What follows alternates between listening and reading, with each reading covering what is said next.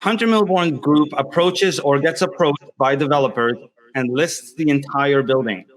So when your cousin, the realtor at Remax, Royal LePage, Century 21, calls you up and says, hey, I saw a billboard of a pre-construction condo and I want to go into the sales office.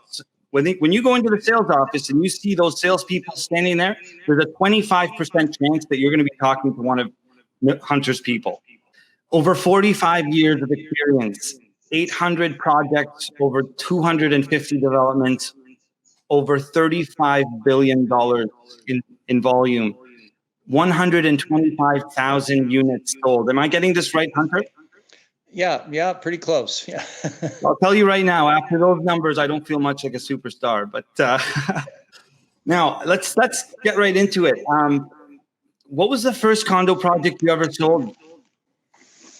Yeah, the first one that we worked on was called Harbor Castle, Harbor Square, 33 Harbor Square. It was a building built on the waterfront in Toronto in the mid-70s.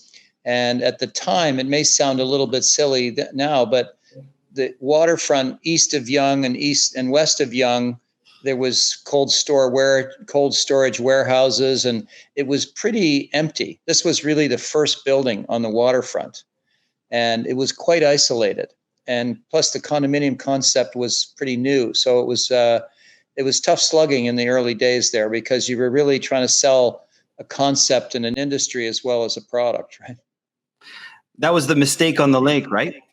Mistake on the Lake, White Elephant. There was a lot of, headlines of old newspaper clippings that I kept, that because the building was actually first built as a rental, and it was 540 units. So it wasn't a pre-construction sale that we've gotten into now. So it was 540 suites, and it was a rental. And the most I ever rented 2 years after completion was about 175. Out of the 540? Out of the 540. So then They converted it to condos, which made everybody even more upset because people who came originally to rent didn't want to be buying, they wanted to rent. And the people who came to buy, they turned them all the way at the beginning and said, well, it's not a condo, it's a rental. So it was a tough start. Right? Well, listen, smooth seas don't make skilled sailors. That's right. Well, I can also tell you, and it may sound, especially for a younger audience, it may sound a little bit ridiculous today, but the average price per square foot for that building was about $60. Excuse me? The average price per square foot that we were selling at was about $60 per square foot. I heard you. I just couldn't believe that. That's fantastic. 60, and what is it trading for now, would you say? Yeah, listen, most everything downtown is in the $1,000 to $1,250 range for resales, and $1,250 to $1,500 for the new product. So it's up 20 times, let's say. Quite a bit. Now, what was the first development, like from start to finish, that you ever worked on? Who's the first developer that you worked with? Yeah, right after that, there was a project called Market Square, which was at Front and Church.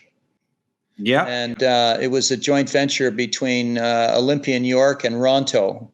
And it was about 300 units, and it was a mid-rise, 8 stories. It's still a very well sought after product. In those days, the suites were much, much larger, but by this time, the price per square foot had gotten to maybe $125 to $150. So wow. It was still very affordable, but you had suite sizes that are probably 2 to 2.5 times the average today, because as the markets progressed, suites have gotten smaller, but also very much more efficient. So they've been able to keep the affordability. That's it, keeping the affordability down. We're seeing that in a lot of these new pre-construction condos. You're getting 1 bedrooms at 420 square feet, just to keep the price point below 500,000. Right.